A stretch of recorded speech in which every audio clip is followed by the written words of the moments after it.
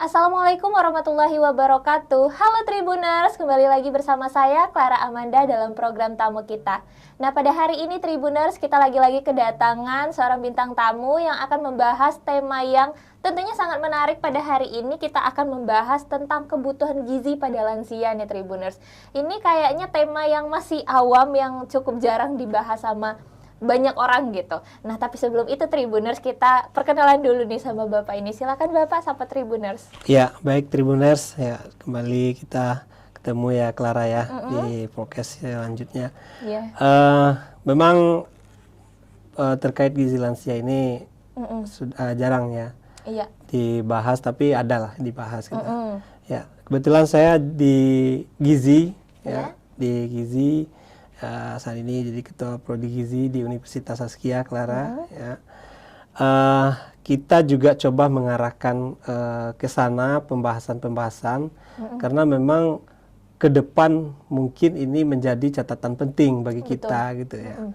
Karena pertambahan dari usia harapan hidup saat ini juga cukup signifikan gitu. Jadi akan ada peningkatan dari lansia di berikutnya, Clara ya. Oke, jadi kita bakal ngebahas seputar gizi lansia ini, Pak. Ya. Tapi sebelum itu mungkin kita bisa tahu dulu nih, apa sih sebenarnya yang lansia ini, yang disebut lansia ini apa sih? Selain yang diketahui orang mungkin lanjut usia dengan usia segini-segini gitu. Sebenarnya apa sih gitu? Iya. Kalau menurut peraturan pemerintah nomor 43 tahun 2004 itu yang dikatakan lansia itu adalah umur dari 60 tahun ke atas ya. Cuman kalau menurut Kementerian Kesehatan kita Republik Indonesia, dia dibagi 3 kategori. Iya, jadi ada pralansia namanya. Jadi umur dari 45 tahun sampai 59 itu pralansia namanya. Kemudian jadi 45 udah bilang lansia. Iya, itu pranya. Ya? Awal menuju lansia. Jadi yang umur 60 sampai 69, nah itu lansianya. Nah, umur dari 70 ke atas itu lansia berisiko tinggi. Nah, itu dibagi oleh Kementerian Kesehatan kita. Kalau menurut WHO dibagi 4 dia. Nah, lebih banyak lagi ya? Lebih banyak lagi. Ya, kalau WHO sama 45 sampai 45 sampai 59 itu lansia pertama gitunya. Atau pertengahan, umur pertengahan, kemudian yang lansia 60 sampai 74. Nah, itu kemudian lansia lanjut namanya 75 sampai 90. Kemudian lansia sangat tua namanya itu umur 90 ke atas.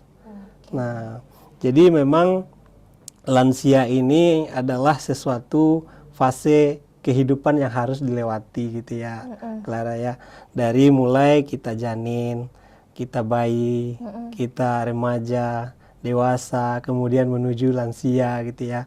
Nah, ini kan memang ada suatu perubahan, artinya perkembangan dari sistem tubuh kita itu berlanjut sampai kita fase terakhir yaitu lansia gitu kan. Nah, perubahan itu mulai dari anatomi, fisiologi, kemudian secara biokimianya, sehingga jaringan sel kita itu juga berubah fungsinya dan juga berubah cara menyerapnya gitu. Jadi itu tadi pengertian dari lansia ya, Tribuners. Banyak sekali ternyata ahli-ahli ataupun badan-badan yang mendefinisikan lansia ini.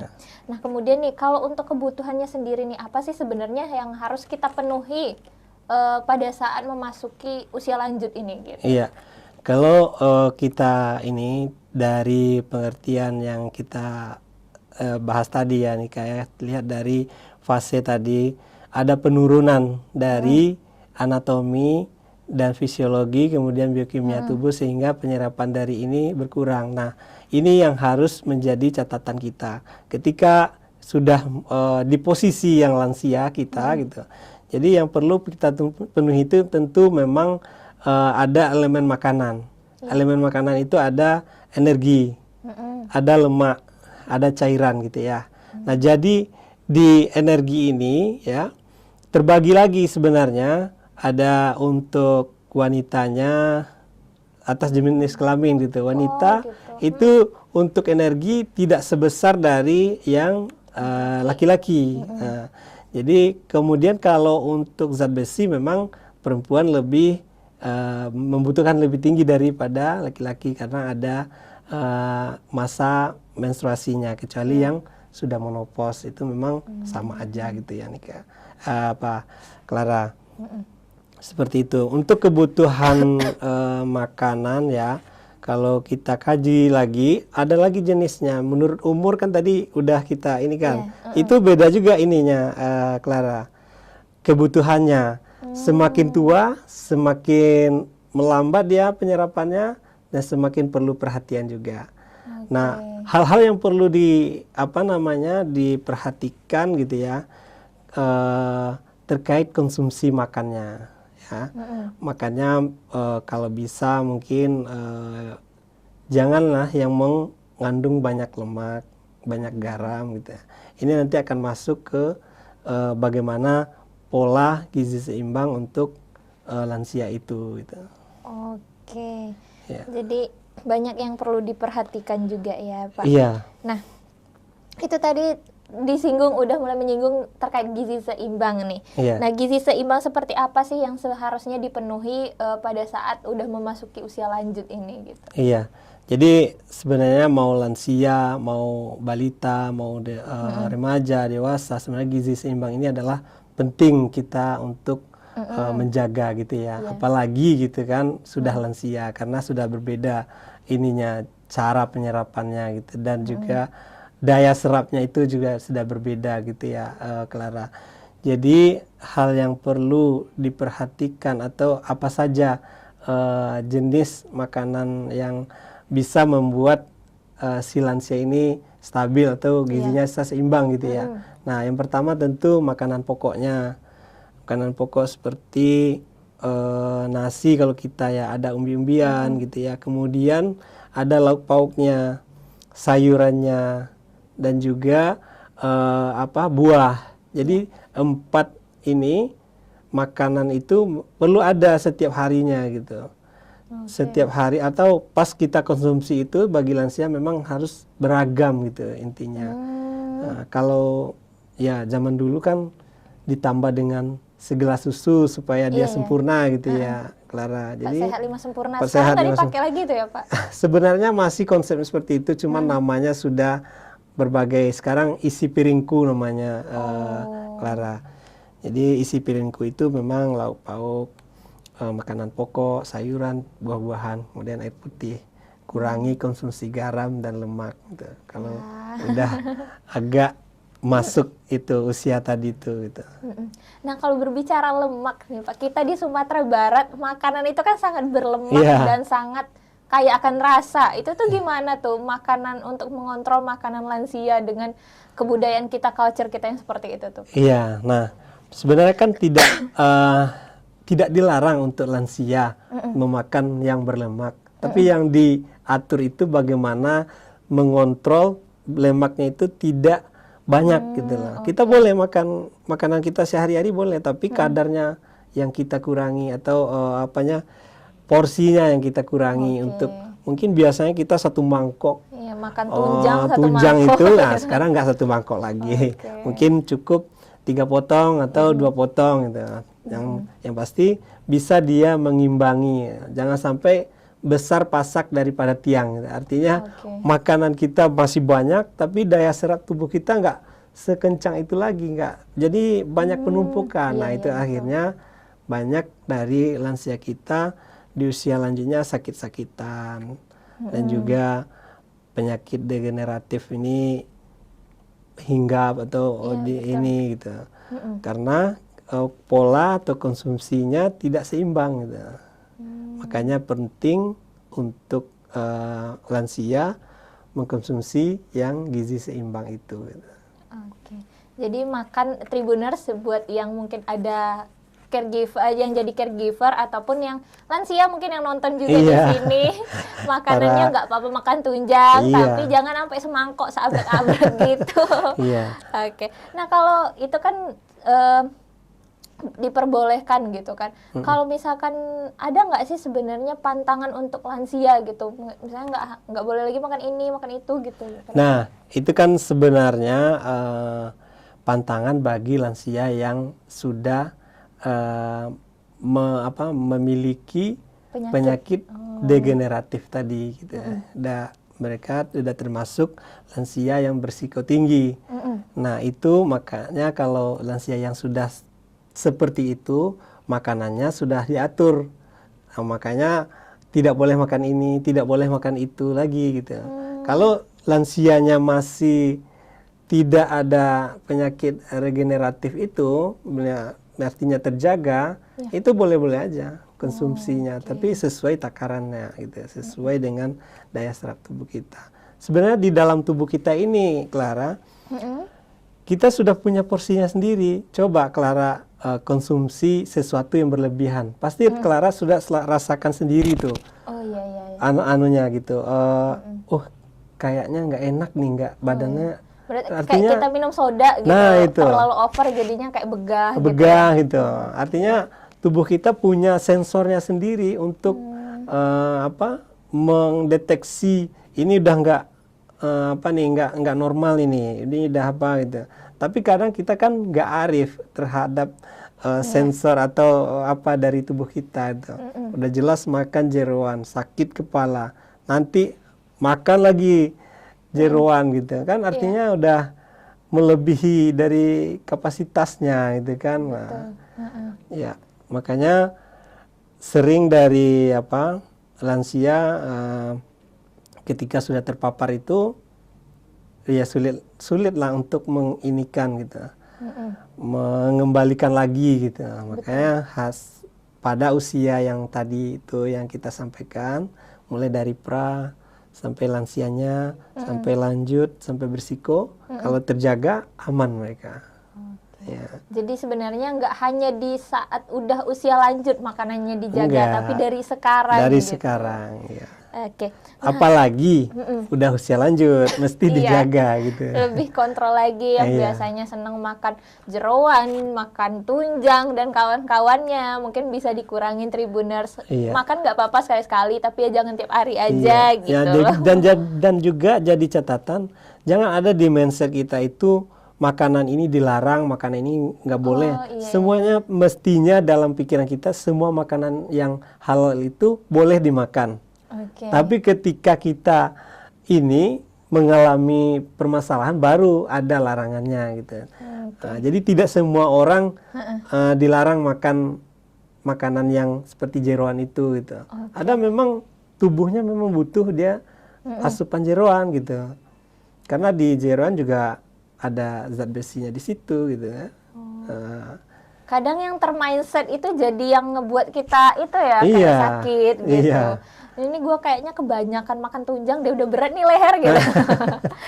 Oke. Nah kalau untuk pemerintah sendiri nih seperti apa sih perhatiannya terhadap lansia gitu? Iya, kalau pemerintah ya, kalau kita lihat saat ini memang belum terlalu booming ya, Clara ya. Ya seperti kita sampaikan tadi, memang seluruh dunia saat ini angka harapan hidup itu meningkat. Nah, jadi kalau itu meningkat artinya pertambahan dari lansia nantinya akan ada gitu. Iya. Nah, jadi untuk saat ini kita masih peraturan yang ada itu terkait lansia ya, itu masih di posyandu itu ya. Posyandu lansia. Dan itu juga jarang kayaknya itu ya. Ah, itu pun ngap-ngap dia ya. Artinya tidak berjalan di setiap daerah itu gitu. Ada yang berjalan baik, ada yang berjalan antara hidup dan itu gitu. Jadi untuk saat ini kalau kita boleh jujur ya, Clara ya, terkait lansia ya, masih belum terlalu jadi fokus oleh pemerintah gitu. Kenapa kita bisa mengatakan itu? Ya faktanya kita lihat nggak ada yang menonjol dari program ini pemerintah yang bisa kita lihat lansianya bagus, produktif, dan juga terkendali dengan baik gitu ya. Nah, faktanya rumah sakit banyak itu orang-orang tua kita yang kita katakan lansia menumpuk gitu loh di rumah sakit, pergi berobat rutin gitu. Artinya kan belum terkendali secara maksimal dari lansia kita khususnya di Indonesia gitu ya. Ya khusus Kota Padang juga kita lihat rumah sakit Anjamil ya. Duh, banyak Iya, makanya. yang kontrol tiap minggu. Iya, tiap minggu, tiap ini, ya setiap rumah sakit lah yang saya kunjungi itu rata-rata padat poli jantung, poli penyakit dalam, poli paru, ya. Itu rata-rata padat gitu. Artinya penyakit regeneratif pada lansia, dan itu usianya sepertinya gitu, ada pralansia dan lansia. Betul. Dan yang lanjut yang 90 tahun ke atas mungkin memang sudah agak jarang gitu ya. Yang banyak itu memang di pra dan lansianya gitu sampai umur 75 dan bahkan juga masuk usia lanjut itu ada gitu. Iya. Ya, masih sekitar 45 gitu ya. Iya.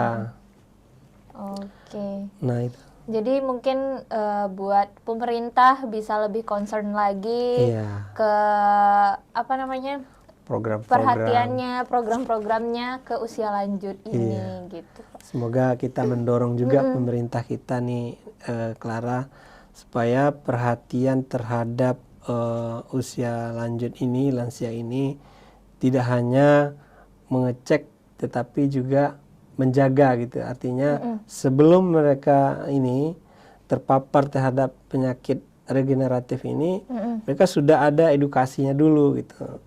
Mungkin salah satunya melalui posyandu. Cuman kan tidak tercover oleh posyandu saja gitu. Mungkin ada semacam kegiatan lain yang bisa memotivasi lansia ini untuk bisa memanage dirinya gitu. Kan lansia ini kalau kita lihat umur sampai dari pra tadi ya, di kantor masih produktif mereka kan. Betul. Nah, makanya apakah ada nanti setiap kantor itu tenaga gizinya gitu kan, sehingga terkontrol makanan orang-orang di kantor gitu kan. Nah, jadi apakah nanti setiap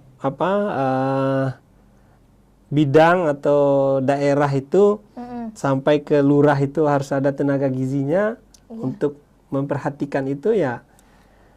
Kita berharap seperti itu gitu. Jadi kalau makanan sudah terjaga pasti kesehatan juga ikut terjaga gitu. Betul sekali. Dan kalau Clara lihat ya Pak, mungkin bisa posyandu itu dibuat lebih menarik. Karena dari pengalaman sebelumnya pernah ngikutin posyandu lansia itu, ternyata kegiatannya itu bikin orang-orang tua jadi cepet bosan. Monoton, gitu. Mungkin bisa pihak-pihak terkait yang memang berkompeten di situ bisa mencari kegiatan yang mungkin menarik minat lansia nih gitu. Karena ya kan lansia mudah bosanan juga kan, mudah capek, punggungnya udah bermasalah gitu. Mungkin bisa disediakan tempat yang nyaman, karena kadang kalau kita lihat tempat posyandunya itu seadanya gitu. Iya, betul gitu kan. Jadi kayak kasihan juga ya lansia udah datang jauh-jauh. Harapannya bisa diberikan masukan terkait kesehatan, ini malah nambah sakit datang ke situ. Nambah lagi kadang tenaga kita jutek gitu ya, terhadap tidak ramah terhadap lansia gitu ya. Nama lansia orang udah balik kecil lagi, mudah tersinggung perasaannya gitu kan. Nah, mungkin ini juga PR bagi institusi gitu ya, universitas ya, bagaimana melahirkan SDM yang memang unggul gitu ya, ikhlas gitu untuk melayani gitu ya, Cara ya.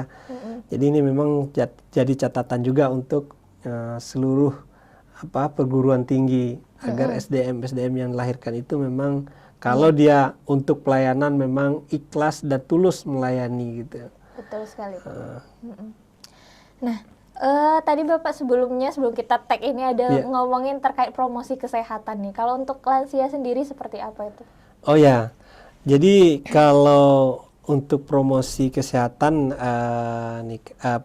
Clara ya, kalau untuk lansia saat ini memang belum terlalu terjamah gitu ya. Artinya program-program untuk memberitahu, menyampaikan kepada lansia kita itu bagaimana gizi seimbang memang melalui yang tadi kita sampaikan itu posyandu. Tapi itu pun tidak disampaikan di sana seperti apa pola makan yang baik, apa yang perlu dikonsumsi ininya, kemudian apa yang perlu dikurangi gitu loh.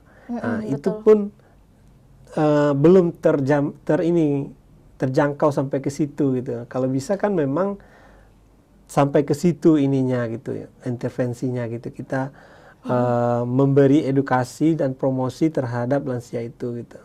Nah, mungkin seperti yang kita sampaikan tadi ya Clara ya. Karena sampai umur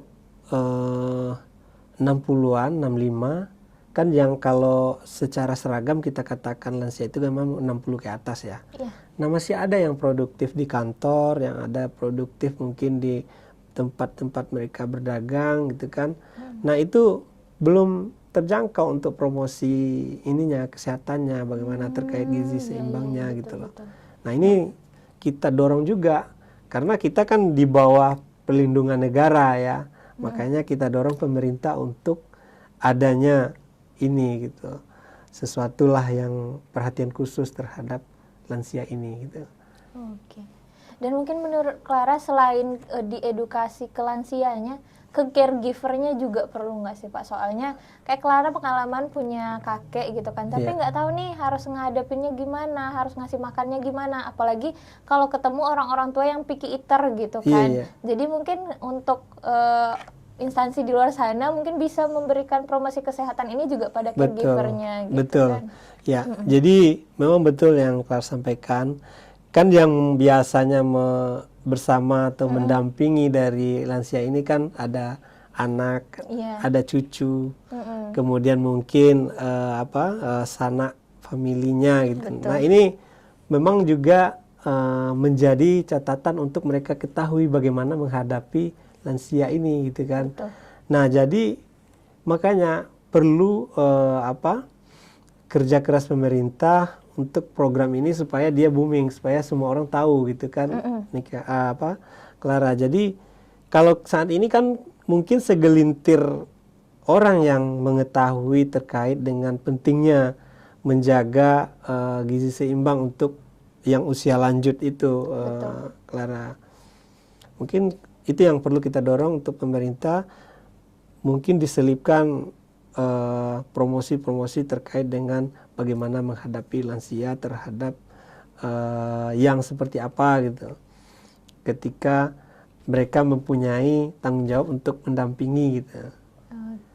Ya. Salah satunya mungkin gini ya, tingkat kesabaran yang harus diinikan ya. Ya seperti yang kita sampaikan tadi, orang lansia itu kan dia balik kecil lagi ya.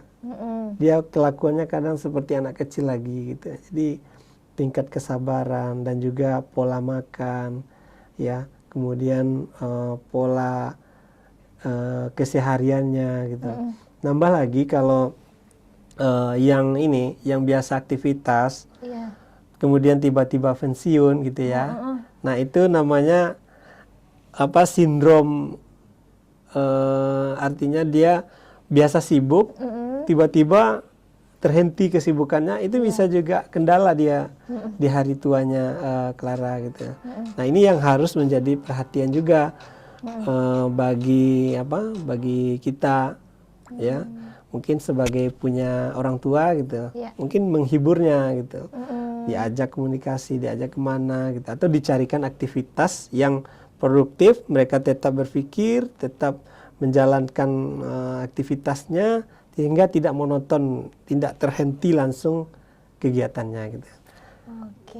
Jadi memang caregivernya yang berperan banget di sini yang harus memperhatikan moodnya, apalagi orang-orang tua yang baru pensiun tuh biasanya kagok gitu kan, yang Iya. biasanya setiap hari bekerja, terus tiba-tiba harus di rumah aja gitu. Iya. Mungkin bisa dicarikan kegiatan-kegiatan supaya tetap produktif juga Iya. gitu.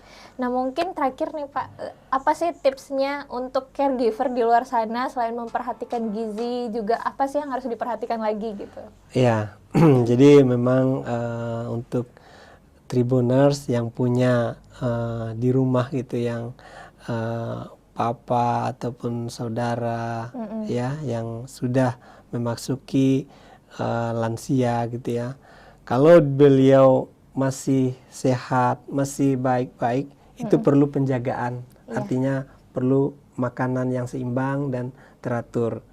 Ya. Kemudian kalau sudah ada penyakit regeneratif di dalam tubuhnya, ini perlu dikonsultasikan secara khusus. Kalau sudah mengetahui, kita harus secara rutin menjaga mood yang seperti kasarnya. Jadi jangan sampai moodnya tidak enak, itu akan menurunkan kondisi kesehatannya secara signifikan. Kalau dia sempat kalau apalagi itu sudah jantung, ada lagi gula tinggi, gula darahnya tinggi. Betul. Itu lebih parah lagi ininya, sensitifnya Clara. Jadi memang kesabaran dari para giver ini diuji di sini. Gitu. Betul sekali. Iya, kan di dalam agama kita ya, Clara ya, juga ini kan ada suatu pengabdian kepada orang tua gitu ya. Nah ini pahalanya sangat tinggi sekali, gitu kan. Nah, Betul sekali. mungkin itu.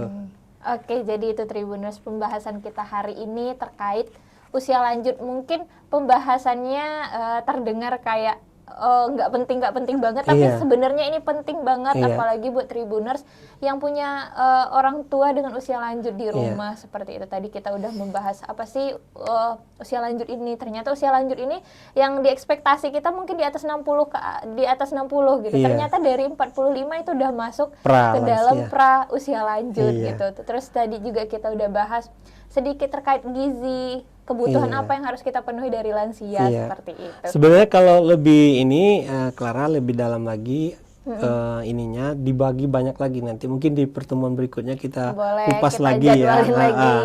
Ada lagi itu kita menurut umur, jenis kelamin, ada lagi menurut tempat tinggalnya, Oh, iklimnya. jadi tempat tinggal juga berpengaruh Iya, gitu. kemudian lingkungannya.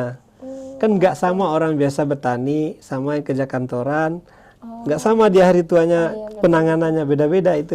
Karena kemudian yang lingkungannya seperti apa gitu. Orang yang biasa lingkungannya mungkin di komplek, kemudian dengan yang biasa di kampung gitu. Iya, iya. Beda penanganannya. Jadi mungkin nanti kita kupas lagi sampai ke bagaimana lansia itu setiap sekali 10 tahun penurunan 5% dari daya serap tubuhnya gitu.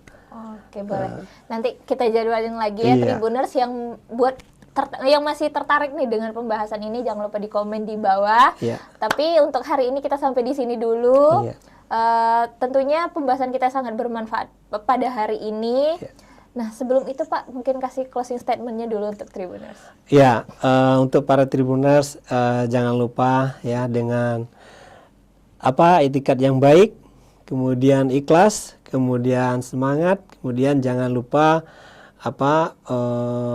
menjaga dari kita punya orang tua yang lansia atau kita punya kakek yang lansia, harus diperhatikan yang seperti disampaikan juga adalah dijaga moodnya, pola makannya, dan juga gizinya gitu ya. Dan seperti yang kita sampaikan, ada 3 elemen makanan yang penting di sana ya, energi, kemudian protein, kemudian juga cairan ya, dan lemak juga. Ya. Oke, jadi Tribuners itu tadi, jangan lupa buat yang punya orang tua dengan usia lanjut di rumah, diperhatikan moodnya, diperhatikan segala kebutuhannya. Oke Tribuners, sekian perbincangan kita pada hari ini. Terima kasih untuk perhatiannya. Assalamualaikum warahmatullahi wabarakatuh.